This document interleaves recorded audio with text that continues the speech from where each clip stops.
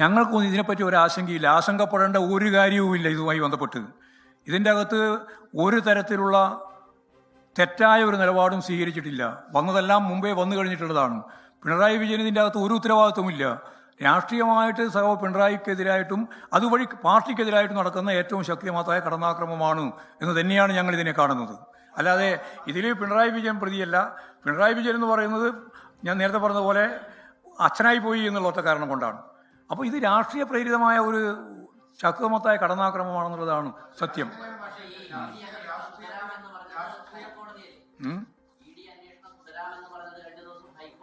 അതെ അതെ. അല്ല, ED അന്വേഷണം തുടരാൻ FIR ഇട്ടിട്ടില്ല.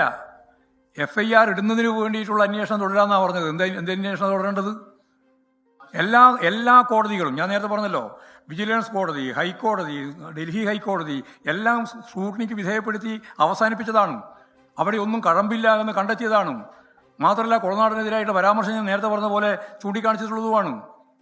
അപ്പോൾ എല്ലാ അർത്ഥത്തിലും ഒരു തരത്തിലും സഖാവ് പിണറായി വിജയനെ പ്രതികരിക്കാനാവാത്ത ഒരു കേസിൻ്റെ അകത്ത് ഇപ്പോഴു് പാർട്ടിക്കെതിരായ കടന്നാക്രമത്തിൻ്റെ ഭാഗമായിട്ട് പിണറായിക്കെതിരായിട്ടുള്ള ഈ പുതിയ റെയ്ഡ് ആരംഭിച്ചിരിക്കുന്നു എന്ന് മാത്രമേ കാണേണ്ടുള്ളൂ. അത് ഞങ്ങൾ രാഷ്ട്രീയമായിട്ടും നിയമപരമായിട്ടും ഒക്കെ ശക്തിയായിട്ട് നേരിടുകയും ചെയ്യും.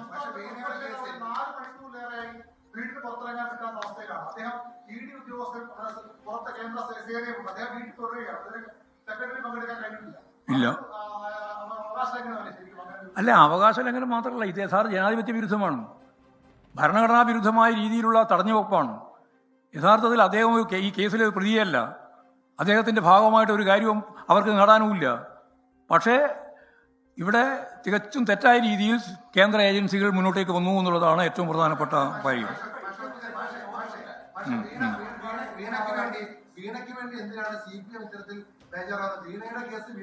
വീണക്ക് വേണ്ടി ബേജാറാവേണ്ട ഒരു കാര്യമില്ല. അത് നിങ്ങൾ ബേജാറായാൽ മതി.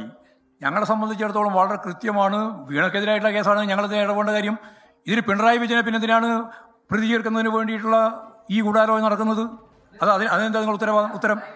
പിണറായി വിജയന്റെ വീട് റെയ്ഡ് ചെയ്യുന്നത് എന്തിനാണ്?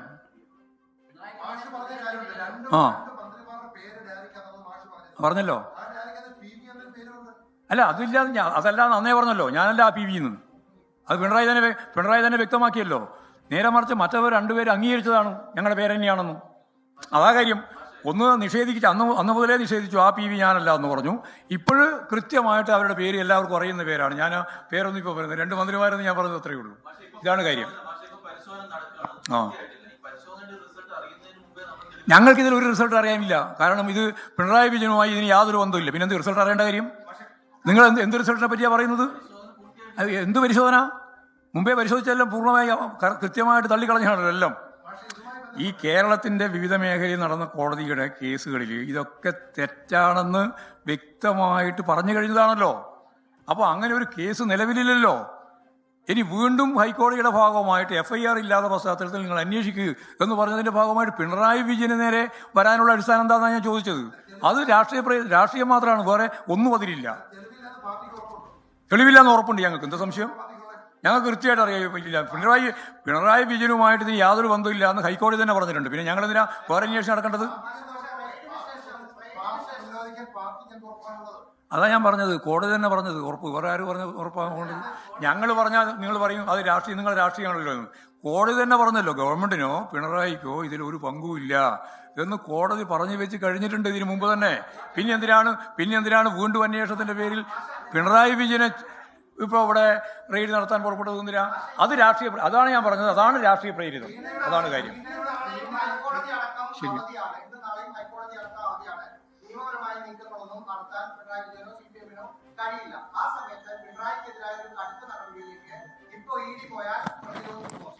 ഞങ്ങൾ ഒരു കാര്യം വളരെ വ്യക്തമാണ്. അത് നിയമപരമായും അതുപോലെ തന്നെ ജനകീയ രാഷ്ട്രീയ നിലപാട് സ്വീകരിച്ചും ഞങ്ങൾ പ്രതിരോധിക്കും. ഒരു സംശയവും വേണ്ട. നിയമപരമായ പ്രതിരോധത്തിൽ മുഴുവൻ ഇതേവരെ ഈ കേസുമായിട്ട് ബന്ധപ്പെട്ട് സഖാവ് പിണറായി വിജയനെ ബന്ധിപ്പിക്കാനോ പിണറായിക്കെതിരായിട്ടോ അല്ലെങ്കിൽ ഈ പറയുന്ന ആർക്കെങ്കിലും എതിരായിട്ടോ ഒരു കാര്യവും തെളിവായിട്ട് ഉണ്ടായിട്ടില്ല എന്നുള്ളതാണ് ഇതേവരെയുള്ള നമ്മുടെ അനുഭവം. ഒരു കാര്യമില്ല.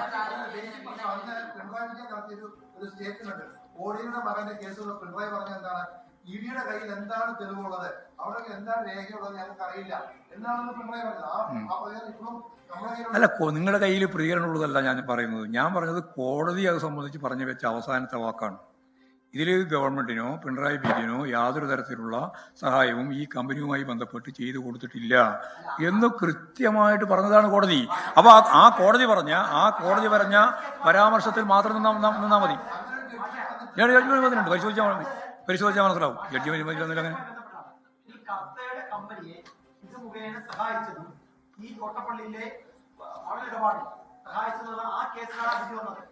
അതെല്ലാം വേറെ മറ്റേ കേസൊന്നും നിലവിൽ യഥാർത്ഥത്തിലുണ്ടായ എല്ലാ കേസിന്റെയും മേലെ സ്ക്രൂട്ടിനി നടന്നിട്ടുണ്ട്. അതെല്ലാം തള്ളിക്കളഞ്ഞിട്ടുള്ളതാണ്.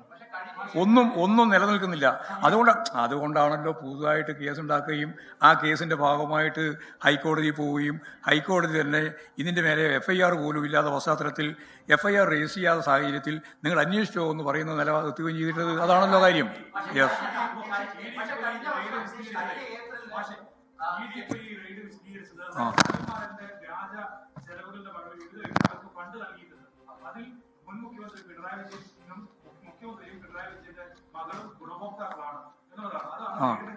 അതെ, അത് തെറ്റാണ്. ഞാൻ പറഞ്ഞല്ലോ, മകള് വാങ്ങിയെ സംബന്ധിച്ചിടത്തോളം പറഞ്ഞു അത് കരാറാണ്. ഒരു കരാർ അടിസ്ഥാനപ്പെടുത്തിയിട്ട് 1,72,72,00,000 രൂപ വാങ്ങിയതുമായി ബന്ധപ്പെട്ട രേഖയുണ്ട്. അതിനവർ കൃത്യമായിട്ട് ടാക്സ് അടച്ചിട്ടുണ്ട്, എല്ലാ കാര്യവും നിർവഹിച്ചിട്ടുണ്ട്. അത് അവരുടെ കരാറിന്റെ ഭാഗമായിട്ടാണ്, സേവനം നൽകിക്കൊണ്ടാണ്. സേവനം കിട്ടിയിട്ടുണ്ട് എന്ന് അവരും പറഞ്ഞിട്ടുണ്ട്, സേവനം നൽകിയിട്ടുണ്ട് ഇവരും പറഞ്ഞിട്ടുണ്ട്. അതുകൊണ്ട് അതിന്റെ മേലെ വേറെ പ്രശ്നമില്ല.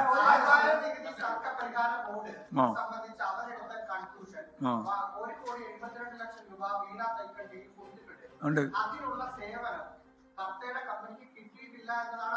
അല്ല, കിട്ടിയിട്ടുണ്ട് എന്ന് കമ്പനി തന്നെ പറഞ്ഞിട്ടുണ്ട്. പിന്നെ അതിൽ അവർ കൺക്ലൂഷൻ പറഞ്ഞിട്ട് കാര്യം. ശരി, നമുക്കിപ്പോൾ ഒറ്റ കാര്യമേ ഉള്ളൂ. ഞാൻ ഇതിന് വേറെ വിശദീകരിക്കാൻ പോകുന്നില്ല. ഇത് കേരളത്തിലെ CPM-നെതിരായിട്ട് നടക്കുന്ന കടന്നാക്രമത്തിന്റെ ഏറ്റവും അവസാനത്തെ ഒരു ആയുധമാണ്. പിണറായിക്കെതിരായിട്ട് ഇങ്ങനെയൊരു കേസ് ചുമക്കാൻ വേണ്ടിയുള്ള ബോധപൂർവമായ രാഷ്ട്രീയ പ്രേരിതമായ നിലപാടാണ്. ഈ രാഷ്ട്രീയ പ്രേരിതമായ നിലപാടിനെ ഞാൻ നേരത്തെ പറഞ്ഞതുപോലെ നിയമപരമായും അതുപോലെ തന്നെ രാഷ്ട്രീയമായും ഞങ്ങളിതിനെ ഫലപ്രദമായിട്ട് നേരിടുക തന്നെ ചെയ്യും. ഇന്ന് കേരളത്തിൽ അങ്ങോളം ഇങ്ങോളം ജനങ്ങൾ പ്രതിഷേധത്തിന്റെ ഭാഗമായിട്ടാണ് രംഗത്തുള്ളത് എന്ന കാര്യമാണ് ഞാൻ പറയാൻ ഉദ്ദേശിച്ചത്. ഇത്രയും കാര്യമാണ് പറയാനുള്ളത്.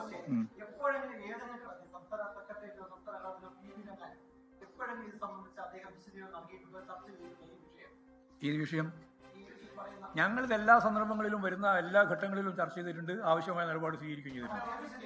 യെസ്, ഞങ്ങൾ